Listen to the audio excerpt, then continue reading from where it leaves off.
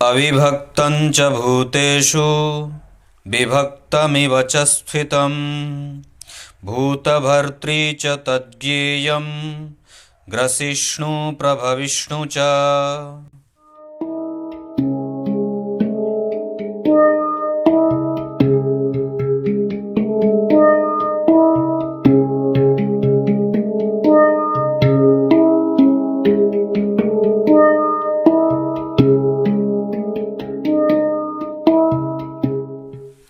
प्रिय दर्शकों नमस्कार।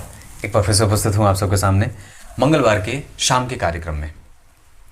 वर्गोत्तम ग्रह किस तरीके से बहुत अच्छा परिणाम देने लगते हैं, इस पे कार्यक्रम लेकर के उपस्थित हूं।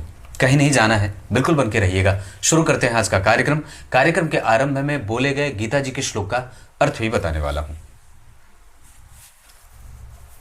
किसी भी स्थिति से हमेशा कोशिश ये करिए आप लोग कि अब गाय की सेवा कैसे करी जाए। जैसे गौशालाएं जितनी भी खुली हैं उनके नंबर अपने पास अवश्य ढूंढिए। एक नहीं, दो नहीं, तीन नहीं, चार नहीं, जितने भी हैं आपको इंटरनेट पे मिल जाएंगे। उनके बारे में खोज खबर लेते रहिए, वहाँ के लोगों से अपनी पहचान बनाइए और अगर हो सके तो कभी कभी दर्शन करने चले जाया करिए। वृंदावन में भी हैं बहुत सारे, वाराणसी में भी हैं बहुत सारे, मथुरा में भी हैं बहुत सारे, राजस्थान में भी हैं बहुत सारे, उत्तर प्रदेश के लखनऊ में हैं बहुत सारे, जहां मैं जिनको जानता हूं। तो जरूर ही आपका ये परम पुनीत कर्तव्य है कि हमारी गाय माता की देखभाल कैसे हो रही है और वो कैसी हैं, उनके लिए भोजन की स्थिति और व्यवस्था कैसी है, उनके बारे में जानने की कोशिश करिए और उनको आर्थिक मदद दीजिए। आप लोगों के बिना हमारी माताएं जिस तरीके से भाई के बिना घर की माता बहनें असुरक्षित होती हैं, उसी तरीके से संपूर्ण सनातनी के बिना माता स्वरूप, माता तुल्य, धूरी स्वरूप, धूरी तुल्य, धूरी हैं जो गाय माता, असुरक्षित हो जाएंगी। आप लोग अपने कर्तव्य पथ से विचलित ना होइए और कम से कम उनकी खोज खबर लेते रहिए। आइए आपको मैं अब सबसे पहले बता दूं, ये किसी भी लग्न की कुंडली हो, मैंने एक नंबर से उदाहरण स्वरूप ये बात बताई है कि जन्म कुंडली के अगर मान लीजिए जैसे गुरु यहां एक कैसे आपकी कुंडली में जो राजयोग कारक ग्रह है, जैसे इस कुंडली में राजयोग कारक ग्रह गुरु होते हैं। ये विशेषतः कार्यक्रम उस पर भी है, राजयोग के भी ऊपर और वर्गोत्तम के ऊपर। अगर कोई भी राजयोग कारक ग्रह है, वो जहां जहां देखेगा वहां वहां फ्लरिश करेगा, लाभ देगा। जैसे सबसे पहले गुरु आपकी कुंडली में, या अगर आपकी कुंडली में गुरु या कोई भी ग्रह जो राजयोग कारक बन रहा हो, वो सबसे पहले कितना मजबूत होता जा रहा है। लाभ के अधिपति लग्न में, लग्न के अधिपति लाभ में, भाग्य के अधिपति लाभ में, लाभ के अधिपति भाग्य में।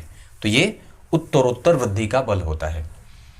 ये लाभ में बैठ करके पंचम को देख लिया, तो नवम के अधिपति का पंचम को देखना बहुत ही सहिष्णु माना जाता है और बहुत अच्छा उत्तरोत्तर बल को देने वाला होता है।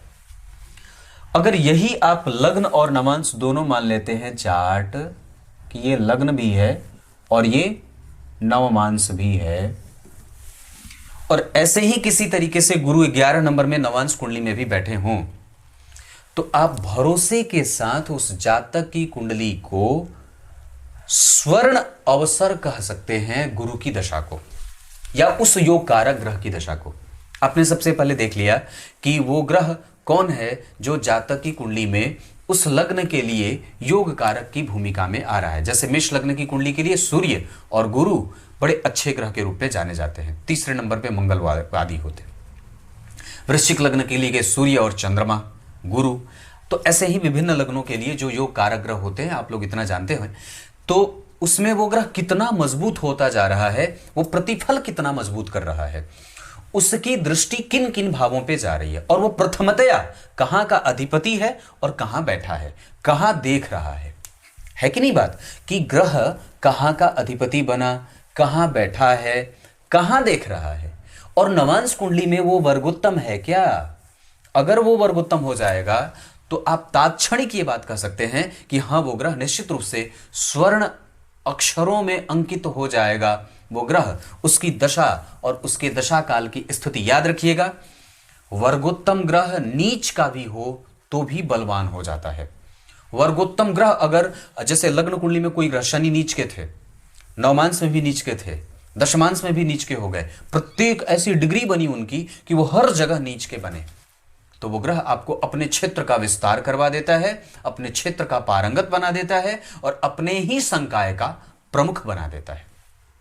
आपको यह जरूर चेक करना चाहिए कि आपकी कुंडली का लग्नेश जो बना, उस लग्नेश के परम मित्र जो योग कारक ग्रह बन रहे हैं वो कैसी स्थिति में हैं। लग्न में, नवांश में चेक करिए, D10 चार्ट में चेक करिए, बाकी के अन्य जो वर्ग चार्ट हैं उसमें चेक करिए। अगर वो अच्छा भाव का अधिपति बना, अच्छे में बैठ गया, तब तो अच्छी बात है, पर अगर वो वर्गोत्तम हो रहा है तो आप निश्चित रूप से उसको बहुत ही सुनहरा अवसर कह सकते हैं। और याद रखिए कि वो दशा जातक के जीवन के सबसे ज्यादा अनुकूल दशाओं में से एक दशा होगी और उस दशा काल में व्यक्ति उच्चतम शिखर तक प्राप्त भी करता है और उसे वो चीज मिल भी जाती है। इसके साथ साथ वर्गोत्तम ग्रह को बल कहां से मिलता है, यह सवाल भी उठता है। तो वर्गोत्तम ग्रह को बल मिलता है लग्नेश से। वर्गोत्तम ग्रह को बल मिलता है उस कुंडली में उपस्थित उस भाव पर पड़ने वाले ग्रह की दृष्टि से। अगर गुरु के ऊपर, यहां पे उनकी राशि बनी, इसके ऊपर किसी भी खराब भाव के अधिपति की, जैसे बुध की दृष्टि पड़ जाए, या बुध की, जैसे कुछ इसकी इस कुंडली में बुध अच्छे नहीं होते, या मंगल अच्छे भाव के अधिपति नहीं है, अष्टम भाव के भी अधिपति हैं, लेकिन लग्नेश होने के कारण उनको अष्टम का दोष नहीं लगेगा।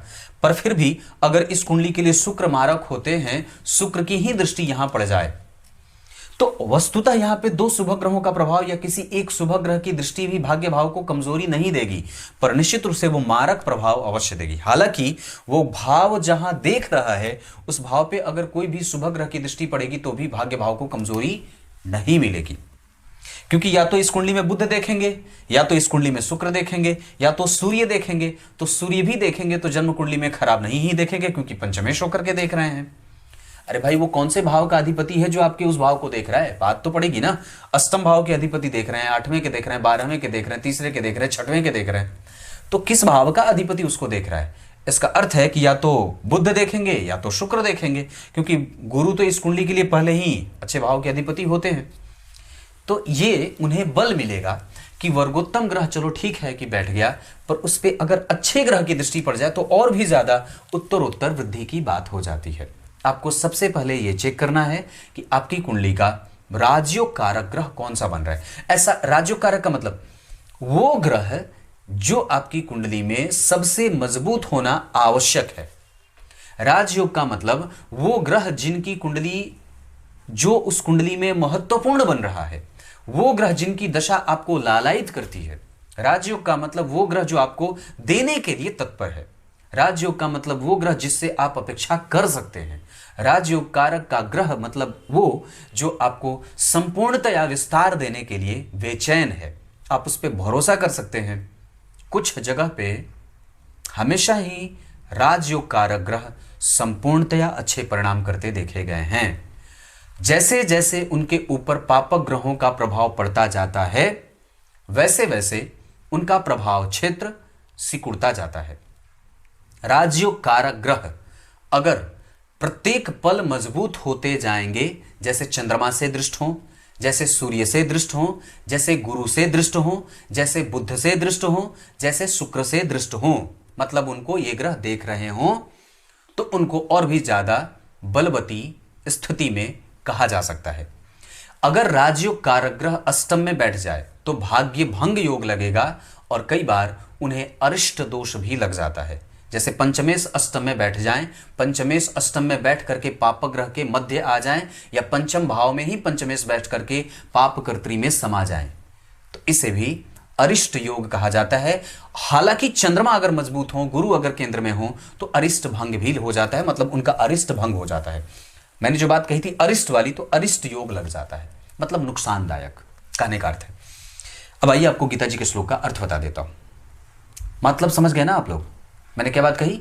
राजयोग कारक पे जितने शुभ ग्रह की दृष्टि, वो जितना बलवान मतलब वर्गोत्तम, प्रत्येक भाव में उसकी स्थिति मेंटेन करे, वो कहीं भटके नहीं, अच्छे भाव का अधिपति बनता गया, आप उस दशा काल में नौकरी प्राप्त करेंगे, आप उस दशा काल में पदोन्नति प्राप्त करेंगे, आप उस दशा काल में अपने मन के जगह पे घूमने चले जाएंगे, आप उस दशा काल में उच्च उच्च उच्च उच्च पद को प्राप्त करते जाएंगे, श्रेष्ठ होते जाएंगे, मन खुश रहेगा, प्रसन्नता मिलती रहेगी और राम नाम का जप होता रहेगा। राम कौन है? र अग्नि तत्व से युक्त, आकार आकाश तत्व से युक्त और म मन का कारक चंद्रमा, ये तीनों ही राम हैं। तो राम नाम ले लेने से कैसे व्यक्ति तत्वों से युक्त हो जाता है, और तत्व से युक्त होने का अर्थ ही शांति मिले जाना होता है। आइए गीता जी का श्लोकार्थ बता देता हूं। गीता जी के 13वें अध्याय के 17वें श्लोक में भगवान के बारे में बात कही गई है। वो विभक्त नहीं है, पर फिर भी सभी प्राणियों में विभक्त होकर के विराजमान है।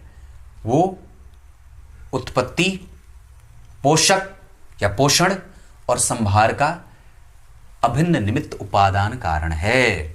सब जगह वही है, उसके अतिरिक्त कुछ भी नहीं है। चाहे कपास का कीड़ा हो, चाहे कपास को दिया गया रंग, चाहे कपास को दिया जाने वाला रंग या कपास को देने वाला कारीगर रंग जो देता है। तब तक के लिए बहुत बहुत नमस्कार।